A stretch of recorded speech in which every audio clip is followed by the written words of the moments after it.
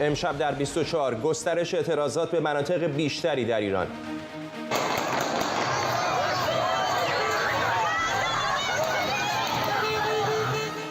معترضان در شهرهای مختلف تصاویر خامنه‌ای و سلیمانی رو به آتش کشیدند و به دفاتر امامان جمعه حمله کردند.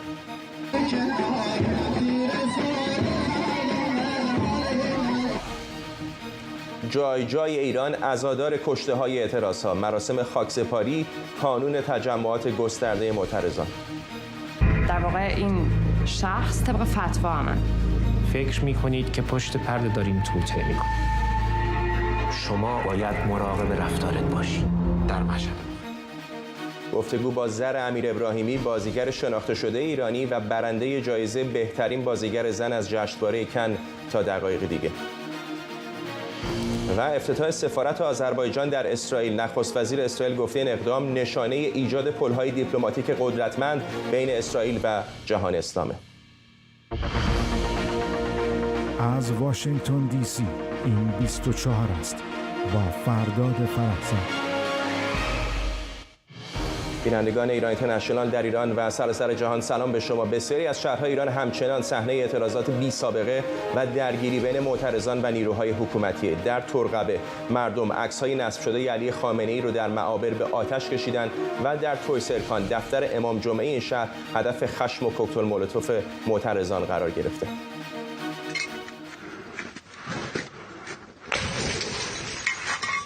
بامداد جمعه 27 آبان دفتر امام جمعه تویسرکان.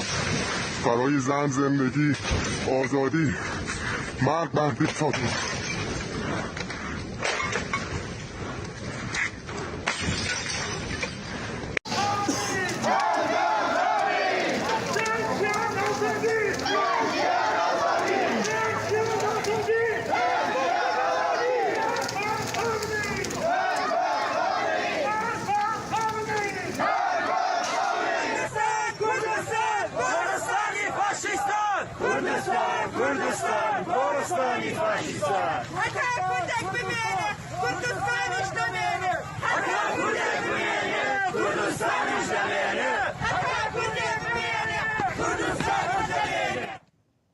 در قزوین معترضان با سنگ به حمله نیروهای لباس شخصی و بسیج پاسخ دادند و در خاش معترضان تابلوی قاسم سلیمانی رو از بولوار اصلی این شهر پایین آوردند.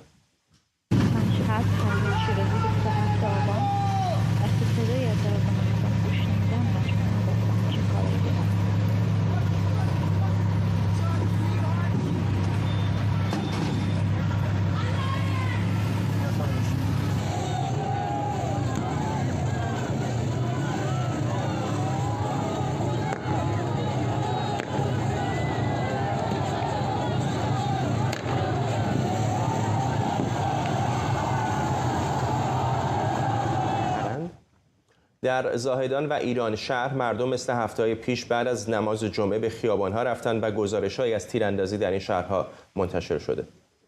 امروز 27 آبان 1401 زاهدان.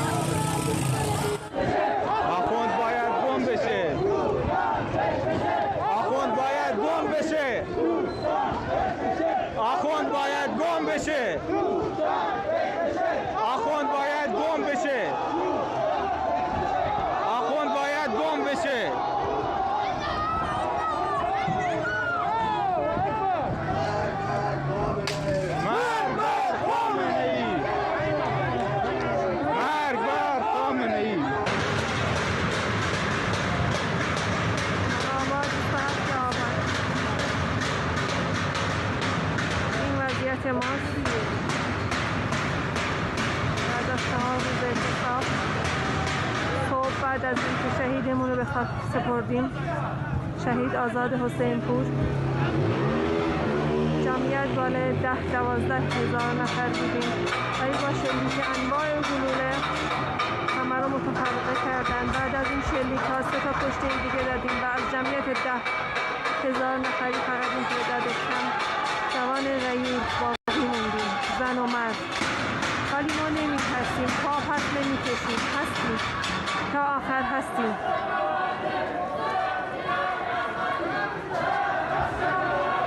این هم نیروها، اونا هم کم آوردن، خسته شدن.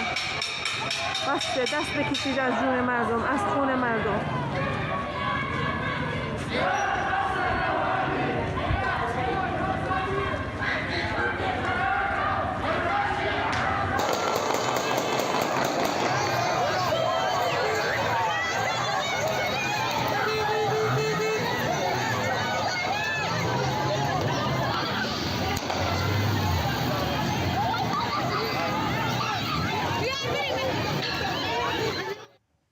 از شروع اعتراضها مردم در تمام 62 روز گذشته به خیابون‌ها آمدند.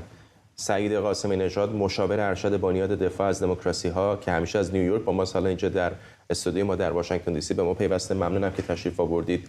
به خصوص در این 2-3 روز اخیر به نظر میاد که یک اتفاقی افتاده، یک فصل جدیدی در این اعتراضها شروع شده، اینطور نیست؟ کاملا درست. دلیلش هم در واقع این استش که این قدرت نمادین این چند روز که سالگرد کشته های آبان 1500 کشته حداقل بوده و مردم در خونخواهی اون به خیابون ها اومدن، اعتصاب کردن. یک حجم زیادی قبلش فراخوان ما داشتیم و این نشون میده که پتانسیل تداوم این اعتراضات به شکلی که حکومت رو زمین بزنه وجود داره. اگر که ما بتونیم به این سمت بریم که یک نهادی، یک چهره‌هایی بتونن در واقع رهبری این اعتراضات رو حداقل در حد اینکه مردم گوش و چشمشون به اونها باشه برای اینکه کی به خیابون بیان چی کار بکنن بر عهده بگیرند، به گمان من زمین زدن جمهوری اسلامی بسیار میتونه نزدیک باشه و برآمدن این هم باید ارگانیک باشه. یعنی این رهبری باید از دل خود جامعه ایران، از درون جامعه ایران در بیاد. یک راهش این هستش که مردم در واقع این نمادها و چهره‌ها رو نشون بدن با شعارهای خودشون، با عکس‌ها و این مسائل. به جامعه اشاره کردید. میدونم مقایسه کشورها با هم الزاماً کار درستی نیست، اما درست قبل از این تظاهرات گسترده در ایران خبر اوکراین بودش که تیتر اول همه دنیا بود. اگر به یاد داشته باشید اون موقع خیلی‌ها میگفتن شاید چند روز بیشتر طول نکشه، شاید روسیه بتونه سریع کیև رو هم تصاحب بکنه. اما در داخل اوکراین به نظر اتفاقاتی افتاد که جامعه جهانی مجبور شد شاید حتی بیش از اون اندازه که به طور سنتی از یک متحد غربی حمایت میکنه از اوکراین حمایت بکنه. فکر میکنید الان اتفاقاتی که روی زمین در ایران داره میفته و نقشی که اپوزیسیون و چهره‌های ایرانی در خارج از کشور دارن بازی میکنن چقدر باعث شده تا غربی ها به خصوص موضعشون رو تغییر بدن و شاید از اون چیزی که مماشات با جمهوری اسلامی خیلی ها نام میبرن فاصله بگیرن؟ بله، من خودم از کسایی بودم که فکر میکردم روسیه بتونه خیلی سریعتر و بیشتر پیشرفت بکنه در درون اوکراین و دلیلش همونطور که گفتی خب این مقاومت جانانه بود که اوکراینی‌ها کردن. مردم ما هم همین کارو کردن. این مردم ما هم یک مقاومت بسیار جدی الان در مقابل جمهوری اسلامی کردن. ایرانیان خارج از کشور در واقع بسیج شدن برای اینکه فشار بیارن بر دولت‌ها، بر چهره‌ها، بر خود جامعه مدنی غرب. و من فکر می‌کنم یک اتفاق دیگه هم که افتاده، خیلی نباید کردیت به دولت‌های غربی داد، خصوصا اروپایی، این هستش خب جمهوری اسلامی برای اینکه الان در اروپا درگیر یک جنگ هستش که مستقیما منافع اروپا را هدف قرار داده. برای همین فضای مساعدی هستش برای اینکه برن به سمت اینکه فشار بیارن بر جمهوری اسلامی، سیاست مماشات رو کنار بگذارن. اما من هنوز نمیبینم که سیاست مماشات رو کنار گذاشته باشن. به نظر میاد در یک مسیری هستن که تجدید نظر دارن میکنن. سیاست جدید هنوز اتخاذ نشده و از این نظر مهم هستش که حالا چه همیهنان ما در داخل که با در خطر انداختن جونشون دارن این جنبش پیش میبرن، چه همیهنان در خارج کشور از وقت و توان انرژیشون بزنن برای اینکه این فشار رو بر دولت‌های غربی همچنان نگه دارن. چون اگر فشار برداشته بشه به گمان من ما در شرایطی هستیم که این دولت‌های غربی میتونن برگردن به همون سیاست قبلی. الان که 62 یا 63 روز اگر اشتباه نکنم از شروع اعتراض‌ها میگذره، مشخص هستش که معترضان خب اون اراده رو دارن برای چیزی که میخوان، ولی آن چیزی که حکومت داره و معترضان عمومشون ندارن سلاح هست و به نظرم نمیاد خیلی ابایی از استفاده از اون داشته باشه. همونطور که میبینیم حتی کودکان با سن پایین رو هم میکشن. در چنین شرایط نابرابری فکر میکنید که چقدر کار معترضان دشوارتر هست و جمهوری اسلامی تا چند اندازه به این سرکوب میتونه ادامه بده؟ جمهوری اسلامی ادعی میگن که توان سرکوبش رو به تمامی نیاورده. این میگم من حرف غلطی است. یعنی شما اولا همه جور نیروها رو میبینید که در میدان هستن، از بسیج و صابرین و نمیدونم فلان، شاید احتمالاً سپاه قدسی‌ها هم اونجا باشن، اونا که چیز ندارن. حجمی که میتونه سرکوب بکنه همین کاریست که داره میکنه. نکته‌ای که راجع به مردم میگید نکته درستی هستش و راه حل هم به گمان من همین تداوم هست تا جایی که بشه بخشی از دستگاه سرکوب تمرد بکنه. در این وسط در واقع کارهایی که میشه کرد، یکی به گمان من اون بحث خرابکاری شرافتمندانه که به کرات مطرح شده، اینکه مثلا در خیابان‌ها رو از مراکز سرکوب در سایه شب زدود، اینکه در کارخانه‌ها یک نفر میتونه یک کارخانه رو از کار بندازه، اون کار مهمی است. و چیزی که ما در خارج از کشور باید انجام بدیم این هستش که ما فشار بیاریم روی دولت‌های غربی که از اشراف اطلاعاتیشون روی جمهوری اسلامی استفاده کنن و بخش‌های از دستگاه سرکوب رو بکنند. این همین کاری هستش که آمریکایی‌ها در 57 کردن. در ونزوئلا خب این تلاش رو کردن، حالا به نتیجه موفقیت کامل نرسید. در سوریه این تلاش رو کردن و اسد با کمک روسیه و جمهوری اسلامی ایستاد. اما این راهی هستش که باید برن. در ایران متاسفانه این کار رو نکردن هنوز. ممنونم از شما سعید قاسمی نژاد، مشاور ارشد بنیاد دفاع از دموکراسی ها.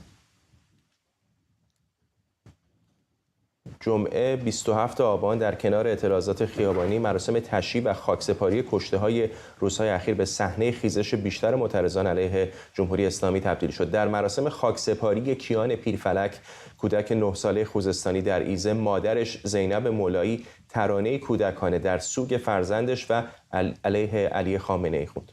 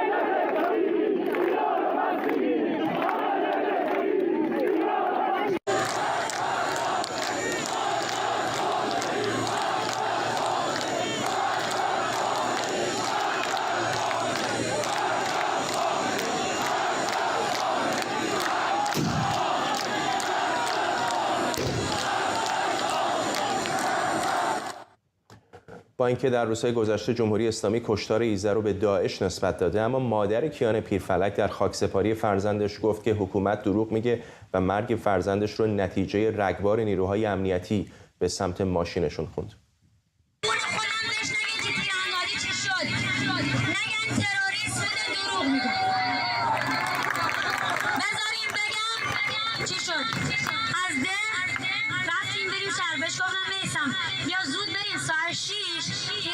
شروع میشه گو باش.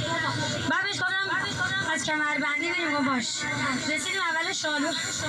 بودیم با کمربند میگیم بریم. گفت نه بزن این ور میریم بعد یه سمت دیگه میریم.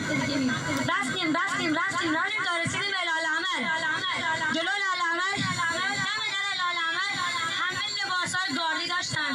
این سمتش لباس شخصی بود. رفتیم تا جلوشون هم رد شدیم. سال بیشتر یکیشون داد زد روبرومون نزدیک 200 متر 300 متر جلوترم تمام مردم وایساده بودن. یکیشون داد زد برگردیم. میدونی کیان چی گفت؟ درد بجنم گفت بابا این دفعه رو به پلیسا اعتماد کن برگرد، خوبیمونو میخوان. میسم در جا دور زد، همون رامسه دور زد برگشت به سمت پلیسا. چون شیشه ها بالا بود رسیدیم سمتشون، نمیدونم فکر کردم میخوایم تیراندازی کنیم یا هرچی، ماشین رو به رگبار بستن. همزمان در ایزه خاکسپاری آرتین رحمانی جوان 15 ساله‌ای که او هم 3 روز پیش توسط ماموران امنیتی جمهوری اسلامی کشته شد با موسیقی محلی و مویه زنان برگزار شد و جمعیت علیه علی خامنه‌ای شعار دادند.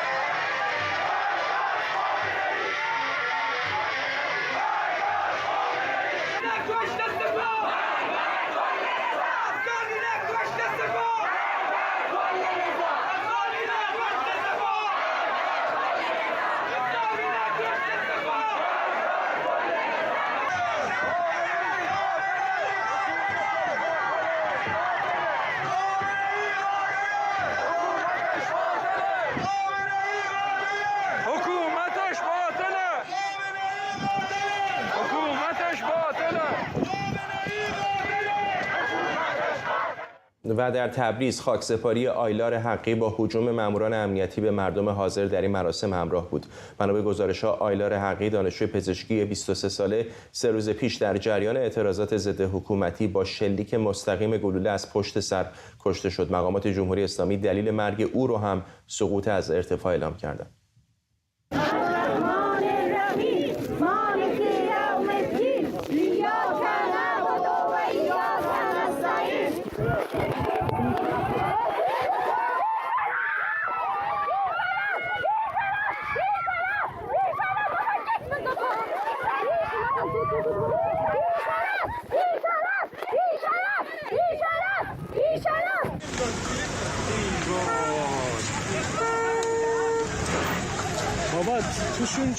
در قزوین جمعیت حاضر در خاکسپاری سپهر اسماعیلی علیه بسیج و سپاه شعار دادند. بنابر گزارش‌ها سپهر اسماعیلی 3 روز پیش در تیراندازی مستقیم نیروهای امنیتی کشته شد.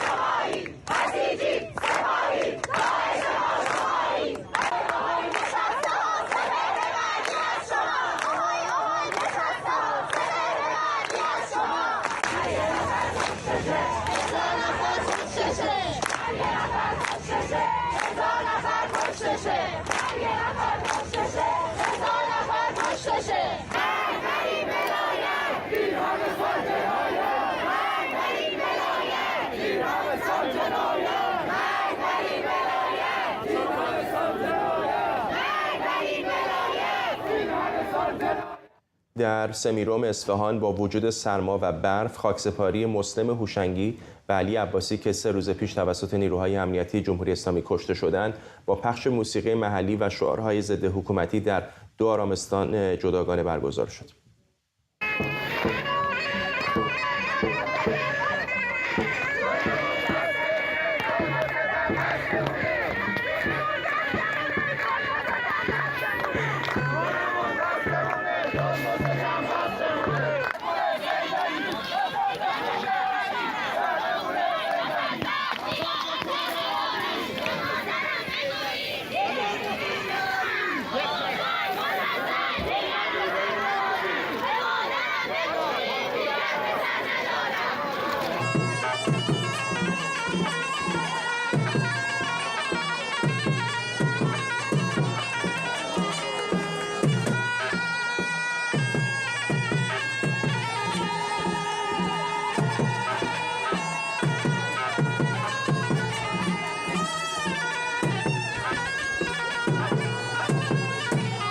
در مهاباد خاکسپاری آزاد حسینپور یک روز بعد از کشته شدنش برگزار شد. هزاران نفری که در تدفین پیکر او شرکت کرده بودند علیه رهبر جمهوری اسلامی شعار دادند و در حرکتی نمادین چند کبوتر رو آزاد کردند.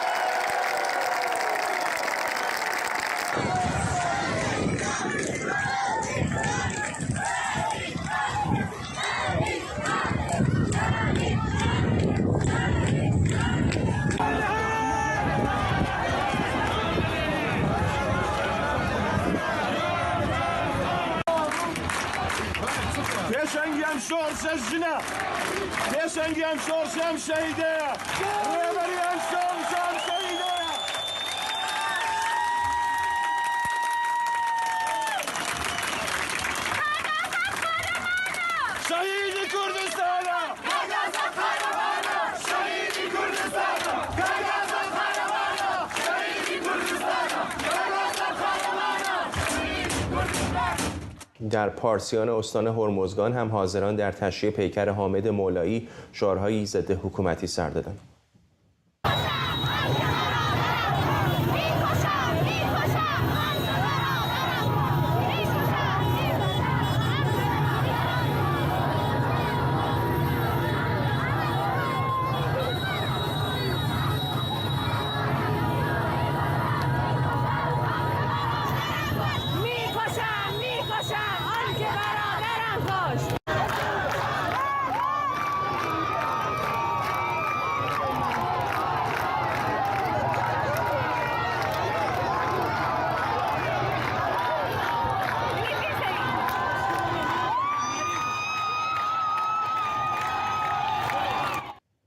علیرغم وضعیت اینترنت همینطور هر لحظه تصاویر بیشتری داره به دست ما میرسه. واقعا زمان پخش همه اونها نیست، اما پگاه بنی هاشمی حقوقدان از لس آنجلس به ما پیوسته.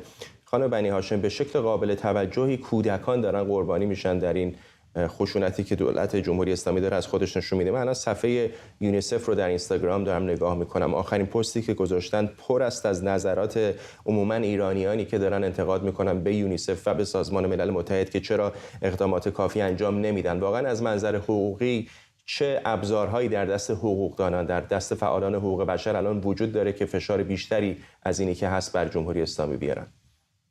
درود به شما و تمام بینندگانتون. مسئله کودکان و کشته شدن چند کودکی که در چند روز اخیر فکر میکنم واقعا قلب همه رو متاثر کرده و به اعتقاد من اعتصابات چند روز گذشته و کشته شدن این چند کودک اعتراضات رو وارد یه فاز جدیدی کرده، وارد فازی که در واقع من فکر میکنم که مردم هر لحظه بیشتر به این اعتراضات دارن میپیوندن و از اون طرف از بدنه رژیم هم احساس میکنم که یک نوع ریزشی در طرفداری از اون وجود داره. اما از بعد حقوقی مسئله کشته شدن کودکان در ایران واقعا شرایط بغرنجی رو داره طی میکنه. از یک طرف ما در تهران دفتر یونیسف رو داریم و همیشه در طول سالهای گذشته بعضی اوقات بنا به مناسبت‌های تصاویری پخش می‌شده از کسی که سفیر حسن نیت به اصطلاح یونیسف بخش حمایت کودکان سازمان ملل در تهران بوده و همچنین تصاویر دیگه‌ای که همیشه از فعالیت‌های یونیسف در تهران نشون میداد. اما این بار جایی که درست در یک نقطه عطف تاریخی قرار داریم که در واقع حمایت یونیسف رو احتیاج داشتیم، به نظر من با یک سکوت خیلی ناهنگامی مواجه شدیم. یه چیزی که واقعا میتونیم بگیم که قابل قبول نیست. فعالین حقوق بشر در ارتباط با حقوق کودکان بسیار دارن تلاش میکنن که با بخش‌های دفتر یونیسف در کشورهای خودشون تماس برقرار بکنن. به یاد داشته باشیم که این هفته آینده پنجشنبه 24 نوامبر جلسه اضطراری سازمان ملل رو ما در پیش خواهیم داشت. در این جلسه اون چیزی که عنوان شده به خصوص مسائل مربوط به حقوق بشر و مسائل مربوط به کودکان و زنان به طور اخص مورد بررسی قرار خواهد گرفت.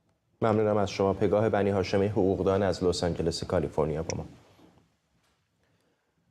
انجمن خانواده‌های جانباختگان هواپیمای اوکراینی اعلام کرده به همراه خانواده‌های کشته شدگان آبان خونین 98 روز شنبه 28 آبان 19 نوامبر چند راهپیمایی در شهرهای مختلف جهان در همراهی با آنچه انقلاب ایران خوندن برگزار می‌کنند.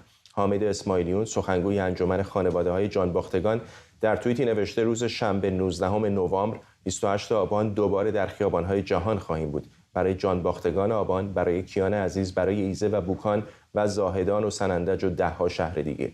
پیش از این هم اسماعیلیون با فراخوانی بزرگترین گردهمایی ایرانیان رو در خارج از کشور برگزار کرده بود. این بخشی از سخنرانی او در برلین. همه ما رویایی داریم. در این رویا زندانیان در 3 دقیقه محاکمه و سپس اعدام نمی شوند. در این رویا دشخیمان تسمه به گردن نویسنده و شاعر نمی اندازند. در این رویا کسی جرأت نمی کند اقلیت ها را سرکوب کند. کسی جرأت نمی کند کارگری را به جرم نوشتن یا اعتصاب زندانی کند و زیر شکنجه بکشد. در این رویا معلمان و کارگران و سینماگران و فعالین مدنی در زندان نیستند. بخشی از صحبت‌های حامد اسماعیلیون بود در بزرگترین تظاهرات اعتراضی ایرانیان در خارج از کشور در برلین که بخشی از تصاویرش رو هم دارید می‌بینید. فرج سرکوهی نویسنده و روزنامه‌نگار شناخته شده ایرانی از فرانکفورت آلمان به ما پیوسته. آقای سرکوهی، سوالو پیشتر از یک مهمان دیگه هم پرسیدم، می‌خوام از شما بپرسم. انقلاب 57 رو هم شما دیدید. به نظر میرسه که یک اتفاقی در این 3-4 روز اخیر به خصوص افتاده که وارد یک فصل جدیدی شدیم. شما هم همینطوری می‌بینید این رو؟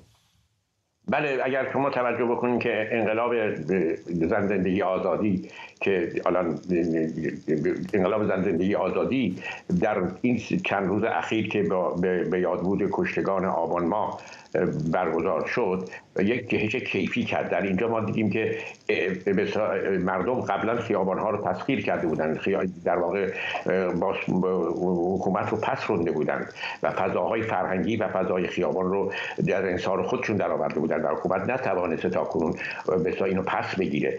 اما در این چند روزه ما دیدیم که اعتصاب با خیابان پیوند خورد و این یک جهش بزرگ کیفی هستش، هم در سازماندهی، هم در محتوا و هم در گسترش و تعمیق، هم گسترش انقلاب و هم به اصطلاح تعمیق انقلاب. و این جهش کیفی رو ما امروز آثارش رو هم می‌بینیم.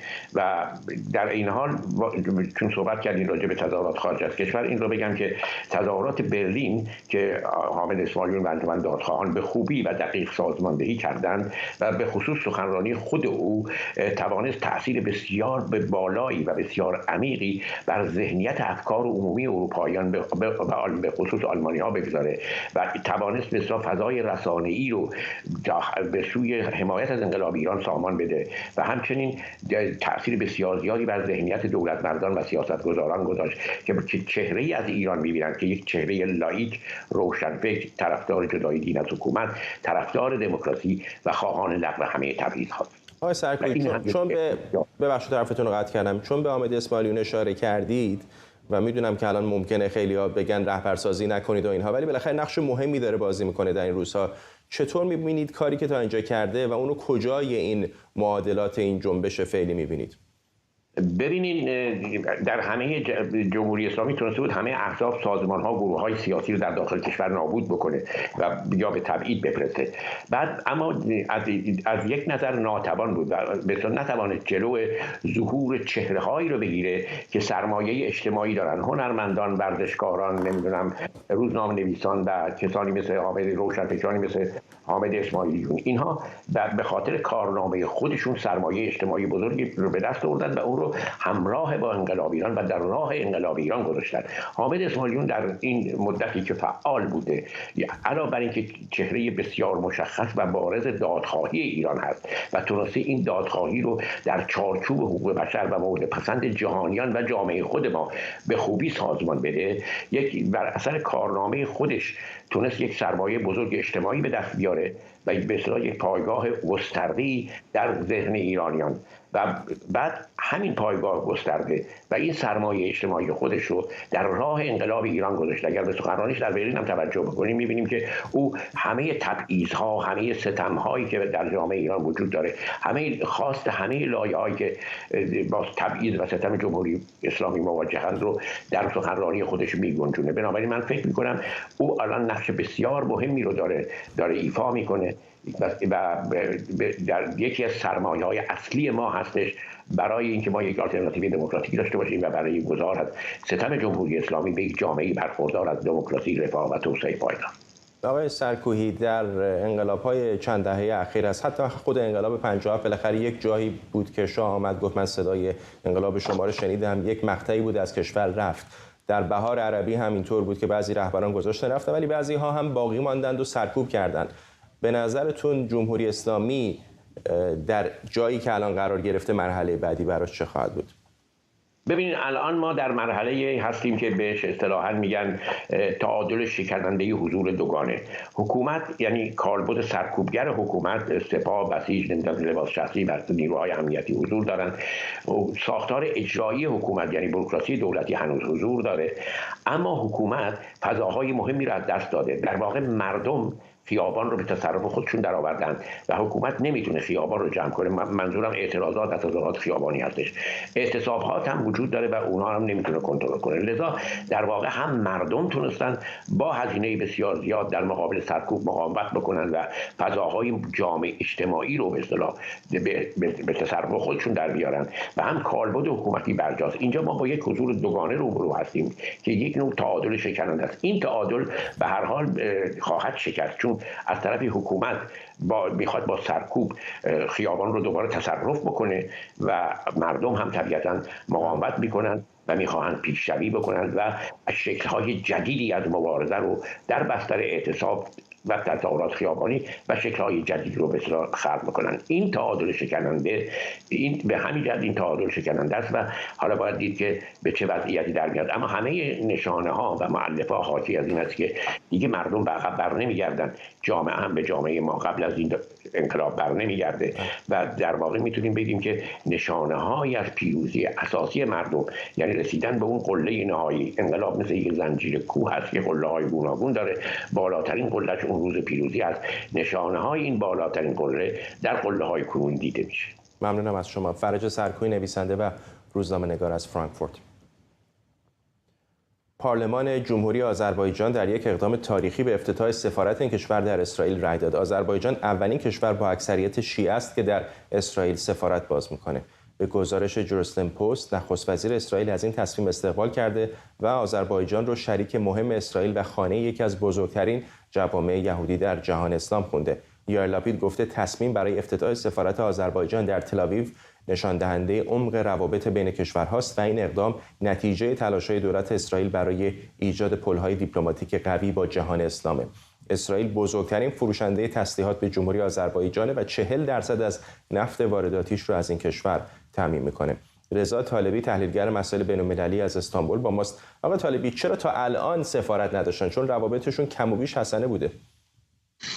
سلام و عرض ادب خدمت شما. ببینید، روابط آذربایجان با اسرائیل خب خیلی مدت زیادی است که روابط خوبی دارن. از موقع استقلال آذربایجان، اسرائیل کشوری بوده که از اولین کشورهایی بوده که آذربایجان رو به رسمیت شناخته. حالا مطلبی هم که در ویکیلیکس آمد که آقای علیف گفته بود که روابط آذربایجان با اسرائیل مثل یک آیسبرگی میمونه که 90% اون دیده نمیشه و 10%ش دیده میشه. علاوه بر این که جمهوری آذربایجان خواستار افتتاح سفارت در تل‌آویو شده، خیلی مهم هست که در چه کشورهای دیگه کناری میخواد سفارت باز کنه، من جمله در آلبانی که روابطش با جمهوری اسلامی ایران خب قطع شده موقتا. روابط مثلا با در کنیا، کشوری که خب در سال 2002 و همچنین 2013 سوء قصدهایی رو به شهروندان اسرائیلی در مونباسا جمهوری اسلامی داشت، در اونجا هم داره سفارت باز میکنه و همچنین در رام الله یک دفتر نمایندگی برای تشکیلات خودگردان فلسطین باز خواهد کرد.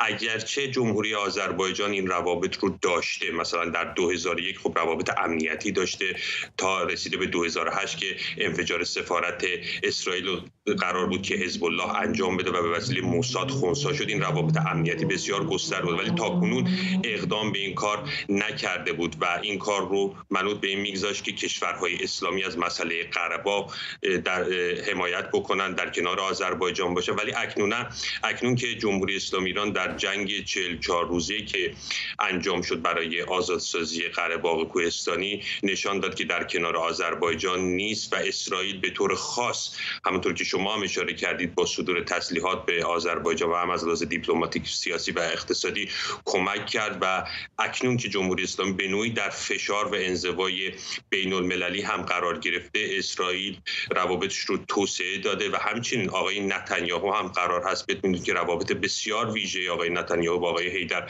علیف داشته و اکنون که دوباره هم میخواد آقای نتانیاهو بیاد، این یک نوع نوید و همچنین یک نوع استشاره خوبی است که روابط بسیار توسعه پیدا خواهد کرد. و جدای از اینکه اسرائیل قبلا در ترکمنستان هم در سال 2013 این سفارت رو بازگشایی کرد، ما شاهد این هستیم که به نوعی اسرائیل در کشورهای اطراف جمهوری اسلامی ایران شروع کرده از لحاظ دیپلماتیک به افتتاح سفارت‌ها و آذربایجان هم در مقابل این داره سفارت خودش رو به عنوان اولین کشور شیعه در تل‌آویو باز میکنه. امروز آقای المار محمدیارو وزیر سابق وزارت امور خارجه آذربایجان هم مصاحبه کرد و در این زمین ازش پرسیده بود. ایشون هم گفته بود که چنانچه جمهوری اسلامی میتواند با کشور مثلا دشمن ما ارمنستان روابط داشته باشه و در اونجا سفارت افتتاح بکنه، آذربایجان هم این رو حق خودش میدونه که در تل‌آویو سفارت خودش رو افتتاح کنه. ممنونم از شما رضا طالبی، تحلیلگر مسائل بین‌المللی از استانبول ترکیه با ما. همزمان با گسترش اعتراضات در ایران هر روز هنرمندان هم با تولید آثار مختلف از معترضان حمایت میکنن. در این بخش از برنامه اثر جدیدی ببینیم به نام فردای آزادی که به ترتیب اجرا شبنم طلوعی، آرش صبحانی، گلرخ امینیان، مهران امینیان، لیزبت هلکسن و فرامرز ارسلانی با هم خوندن.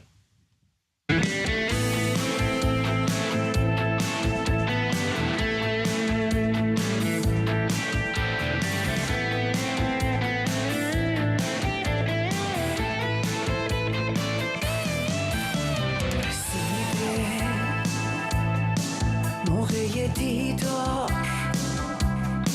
همگی بیدار، ما هستیم بسیار. خورشید از خواب باز شده، پنجره وا شده، فردا پیدا شده. انگار که شام رنگش پریده، پشتش خمیده، به ته رسیده. باید که امروز پشت هم باشیم، یک صدا باشیم، چون کوه از هم نپاشیم. با رقص گیسوی تو، با توی موی تو، پشتمون گرم به هم صدا. تا عطر آزادی، نغمه شادی، به پیچ باز تو این کوچه ها.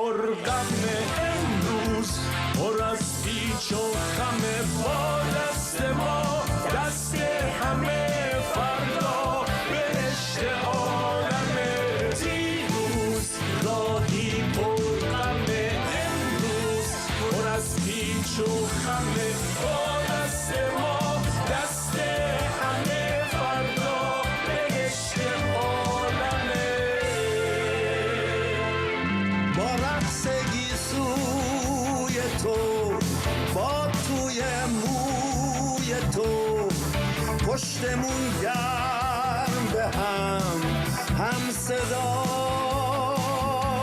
تا عطر آزادی نغمه شادی به پیچ باز تو این کوچه ها با رقص گیسوی تو با توی موی تو پشتمون گرم به هم صدا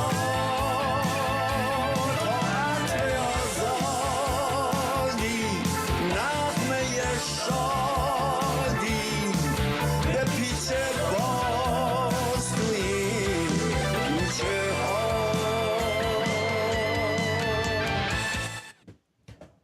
بیننده 24 هستید با من فرداد فراسد از ایران اینترنشنال. شهرهای ایران همچنان اعتراضات بی سابقه و درگیری‌های بی سابقه ای رو در سراسر کشور دارن تجربه می‌کنند. همراه من مراد ویسی اینجا در استودیو به ما پیوسته. مراد، 60 خورده ای روز گذشته، شرایط عادی نیست. خیلی ها از جمله خودتون میگفتی که یک مرحله هستش که این احتمالاً ریزش بیشتری در داخل حاکمیت اتفاق خواهد افتاد و ممکنه که جمهوری اسلامی سقوط بکنه. اما میخوام این ازت بپرسم، در این 40 خورده ای سال ریزش های زیادی جمهوری اسلامی داشته، چقدر این کار رو الان دشوارتر میکنه برای اینکه اون محدود گروه هایی که باقی ماندن خب خیلی نزدیکن به هم دیگه؟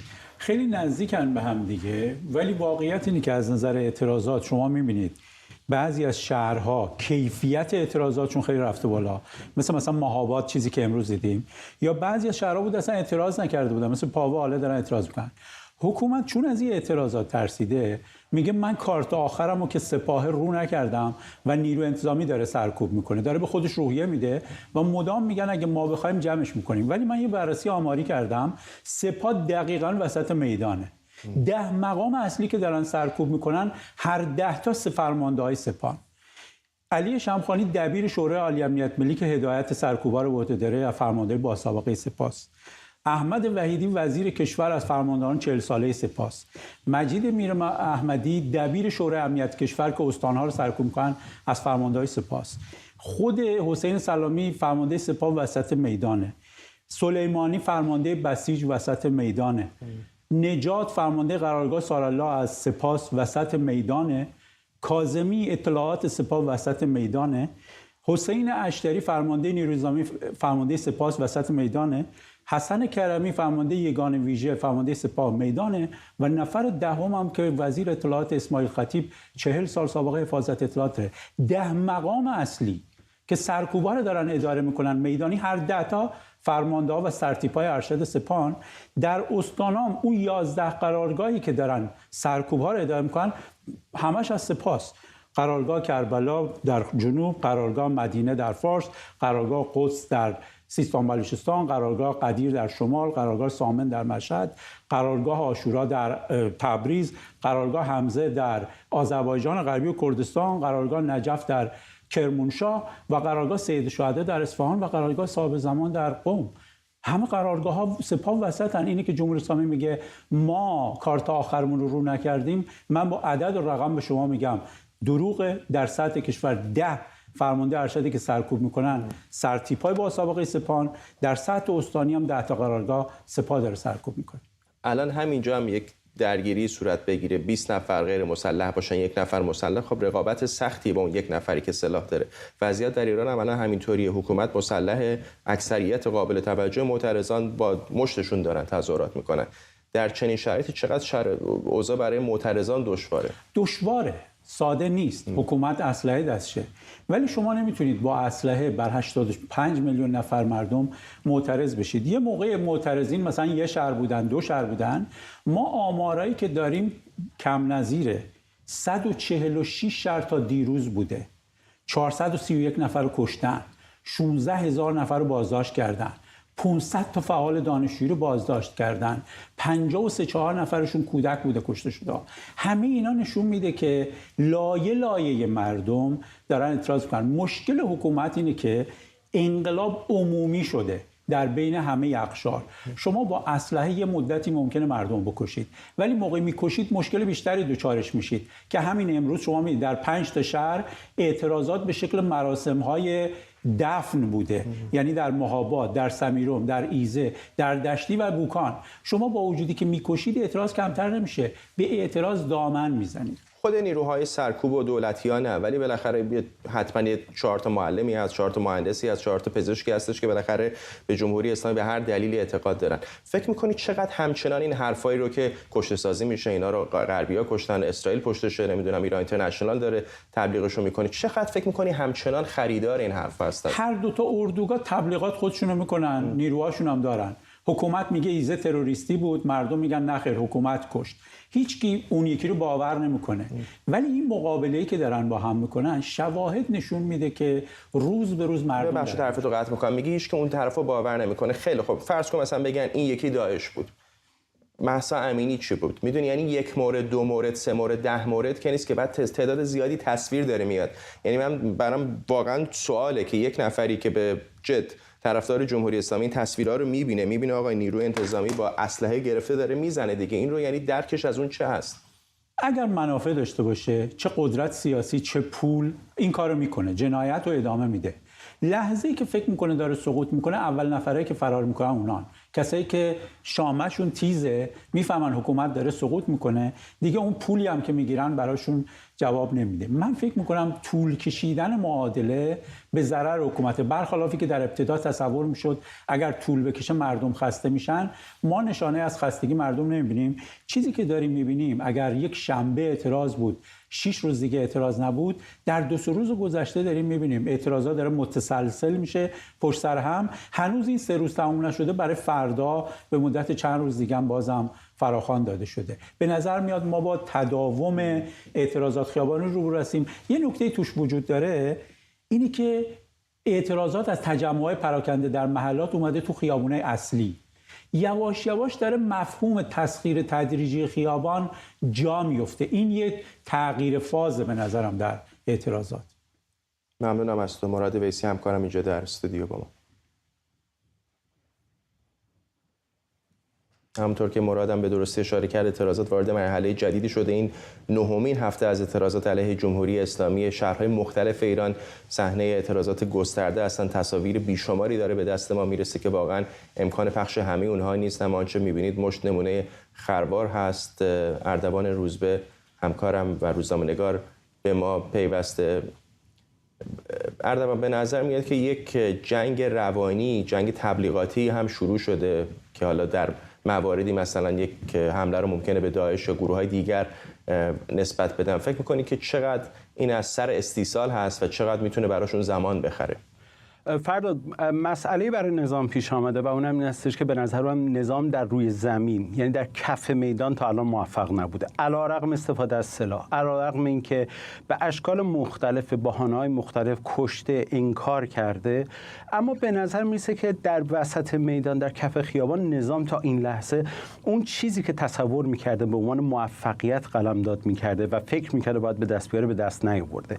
طبیعی هستش که وارد فاز دیگه‌ای میشه که در واقع استفاده از حرکت‌های سایبری یا نیروهای سایبری نظام هستش. 2 موج به تازگی راه افتاده که من کاملا دارم احساسش میکنم. موج اول مسئله ورود گروه‌های تروریستی به جریان‌های بینابینیه. یعنی اینکه الان شما میبینید کودک 10 ساله مثل کیان با گلوله مستقیم کشته میشه و نظام داره ازش شهید سازی میکنه. من نگاه میکنم ایرنا در ظرف 48 ساعت گذشته بارها و بارها عکس‌ها، ویدیوهای مختلفی رو منتشر کرده در راستای اینکه بله گروهی این کار کرده، قطعاً این گروه دست کم از نیروهای انتظامی و یا نظامی نبوده که طبیعیه که شاید جالب باشه توی جامعه مجازی وقتی منتشر میشه خبرها، کامنت‌های مردم که میخونین کاملاً انگاری میگید یک شوخیه و هیچ کسی باور نمیکنه. اما یه سمت دوم هم داره. یه جریانی بعضی از افراد وابسته به نظام نگاه در واقع نزدیک به نظام مثل یامین پور، مثل خیلی دیگه هستن که اینها دارن یک جریان سازی میکنن که حالا ببینید اینهایی که اسلحه دستشون هستن و نیروهای نظامی رو میکشن، در واقع اینها دارن نیروهایی که برای دفاع مقدس انجام میدن رو دارن از بین میبرن. و دارن در واقع این تداعی رو ایجاد میکنن که اگر مردم دستشون اسلحه باشه یک قتل عام میتونه باشه. فرداد من به نظرم میرسه این حرکت عمدی وجود داره در همش، همونجور که در شکستن شیشه ها، همونجور که در جنگ روانی و همونجور که ورود بحث گروه‌هایی مثل داعش یا گروه‌های تندرو رو مطرح میکنه، فقط به دنبال حفظ گروه یا مردم یا دسته‌ای از افراد موسوم به افراد خاکستری هستش که اونها در حال حاضر آماده نگران شدن هستن. نظام داره سعی میکنه، چون مطمئن با کسانی که در حال حاضر در خیابان داره با نظام در واقع مبارزه میکنن، هیچ حرکت و طرفی نمیتونه ببنده. فقط تلاشش اینه با این بحران سازی جریان خاکستری رو با افزایش نگرانیش برای خودش حفظ کنه که من فکر میکنم این موج رو به تازگی راه انداخته که بتونه اونها رو اجازه نده وسط میدان بیان. اردوان، یه نکته که در این اعتراضات اخیر مشخصه، یک طولانی بودنشه، دو فراگیر بودن و سراسری بودنشه و شاید سومی و که نکته مهمی هم هست، حمایتیه که ایرانیان خارج از کشور دارن نشون میدن. میدونم که تو خودت در بسیاری از این فراخوان‌های مختلف رفتی و پوشش دادی.